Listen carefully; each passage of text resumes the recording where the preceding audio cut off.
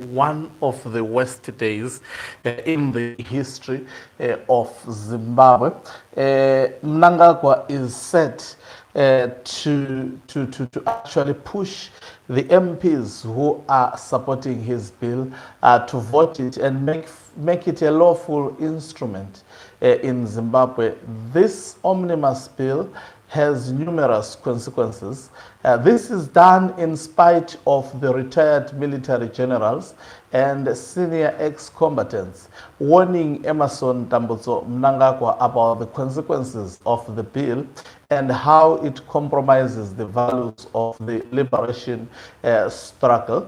This goes against mounting opposition to the members of parliament, where almost all of them have been taken to the Constitutional Court to deem the process illegal.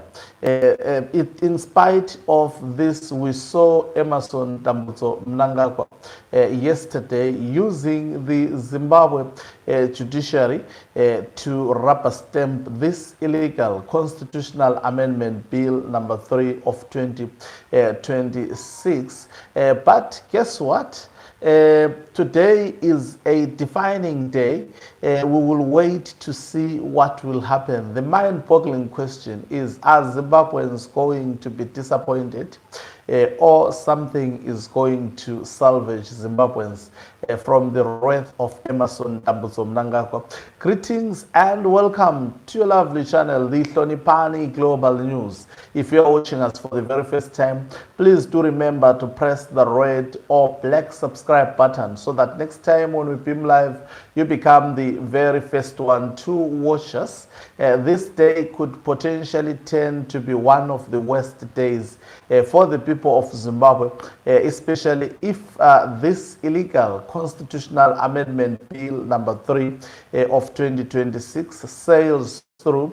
We know that as of the day before yesterday, Knox Chivero gave a warning for the members of parliament not to attend parliament proceedings. As in yesterday, they defied him, they attended the parliament, and equally so, I think the instruction was not only yesterday, but all the days where this bill would be rubber stamped should be avoided by the members of parliament. We saw no action yesterday. The parliamentarians worked throughout, especially after the courts ruled in favor. And what do you expect? Because the judiciary system of Zimbabwe is in the pockets of Emerson Mnangagwa, dismissing all 2 cases on technicalities that were filed to the Constitutional Court. People may say, but the court did not deal with the merits of the case. Now let's look at the grounds of dismissal. Were the grounds of dismissal reasonable? Before we go to the merits, the answer is the ground of dismissal were not reasonable. Constitutional Amendment Bill number 3 of 2026 centers around constitutionalism in Zimbabwe. It is a bill that will cause irreparable harm to the constitution of Zimbabwe, and that is exactly why the Constitutional Court was created, to precisely deal with complex constitutional cases, especially where there is a debate amongst the members of the public. They understood that they cannot, by any standard, using the Constitution of 2013, dismiss these 2 cases, and they had to look for technicalities. Of course, some lawyers trying to be professional, saying that no, veterans will file the case. What is it that will change the mentality of Emerson Mnangagwa? Now, to him, already is telling himself that no, the war veterans are playing in his hands, and he will use the Constitutional Court dismissal of the 2 cases to fast track this illegal constitutional amendment bill number 3 of 2026. There is no way the instruments, institutions that are actually used by Emerson Mnangagwa can be found to be siding with the people of Zimbabwe, like the judiciary system of Zimbabwe. So expecting the courts to free Zimbabwe, I think they have never done it before. Opposition have tried to use the judiciary system of Zimbabwe, but at all times, in spite of mounting evidence presented to court, just like the 2018 case of rigging elections, there was massive evidence presented to the judicial system under the then Justice Luke Malaba. What did happen? There is absolutely nothing that did happen. I can say with confidence that as long as the way that put Mnangagwa to power is not activated to remove him from power, we will always be rounding. We will always be watching the man making decisions. He has ambitions. What are these ambitions? The ambitions are to actually turn Zimbabwe into a monarch rather than a republic. That is where we are going. And if he succeeds with that is why you saw the likes of Wicknell Chivayo saying they are done with CAB3, they are looking forward to CAB4 and CAB5. So there are many CABs, just like COVID. Mnangagwa has to be contained. You remember we were told that COVID is going to continue. It will be moved from one level to another until the world had to take decisive measures to stop that nonsense. This is exactly the predicament Zimbabweans find themselves in regarding this legal constitutional amendment bill number 3. According to Togarepi, the committee stage, look at the fast tracking of this. The members of parliament were forced to work throughout the night, and the committee stage, they have passed the committee stage.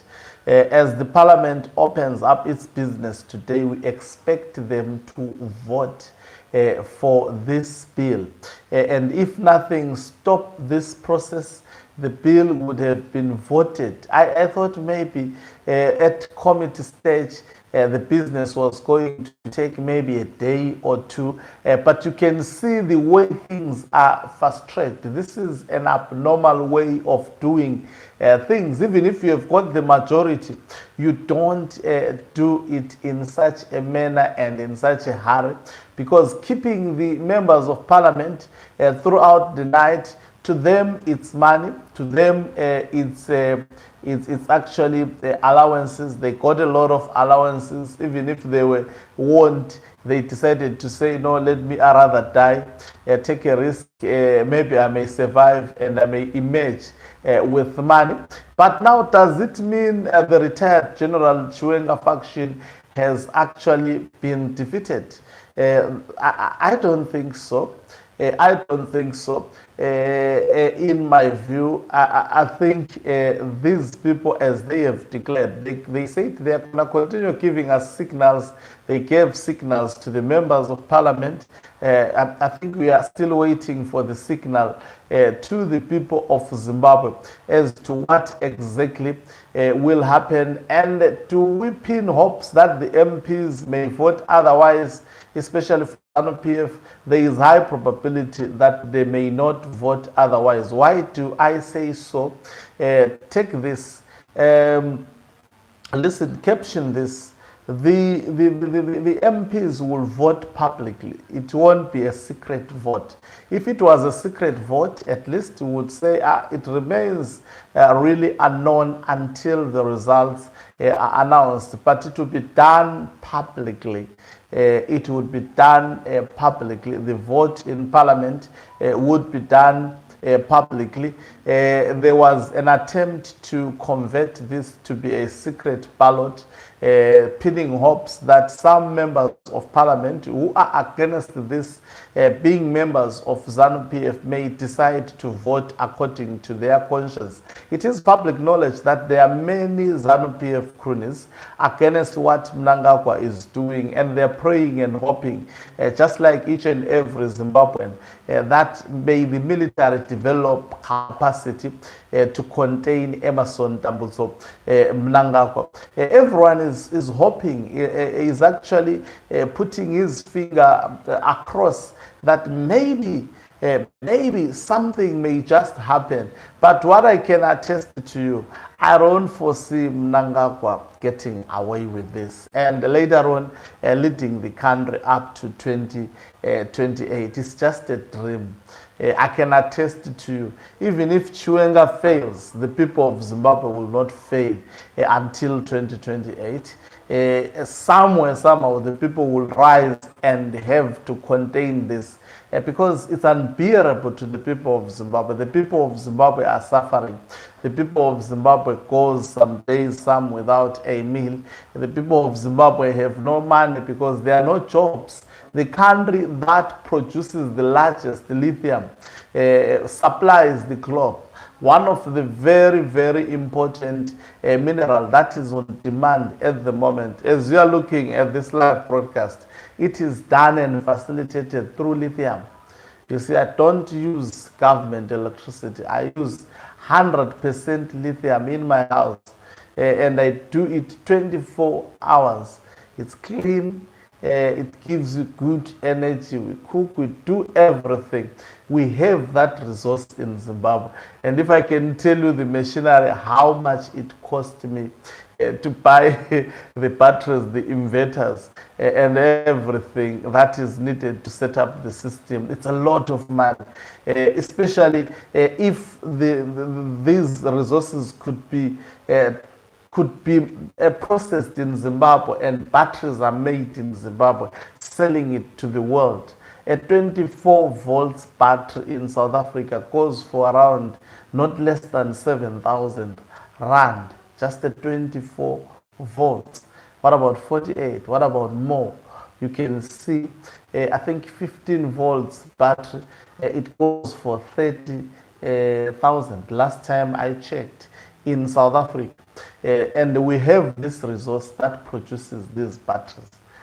But because of the silly, incompetent, anti-people, greedy government, I'm sure over the past few days, you've seen how these people who are masquerading as government are actually exercising corruption in broad daylight. As a Zimbabwean, you are not allowed to go around with more than 1,000 US dollars on the streets of Zimbabwe.